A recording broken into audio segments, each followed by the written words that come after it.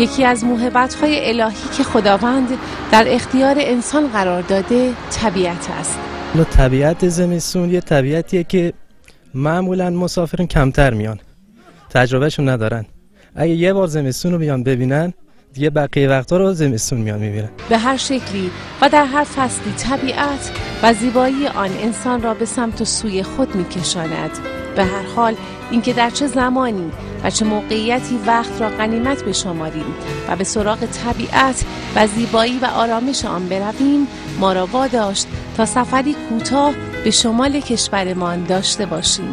شما خودتون منطقه شمال هستی؟ بله، بابل. از استان کرمان.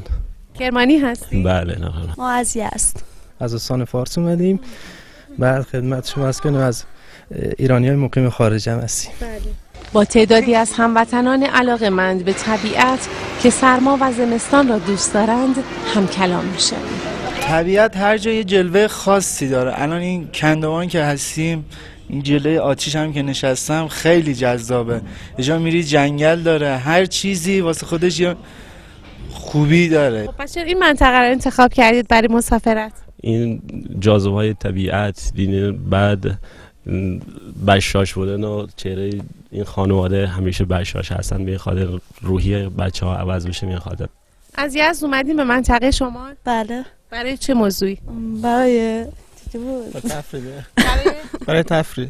چرا منطقه شمال انتخاب کردید؟ چون زیباترین جا تو کشور هست. چرا این منطقه شمال انتخاب کردید؟ والا شما معمولا تابستون می اومدیم، منتها امسال گفتیم زمستون بیایم، آب و هوای زمستون. خب حالا آب و هوای زمستونی شما چطوریه؟ عالیه، واقعا عالیه. خیلی عالی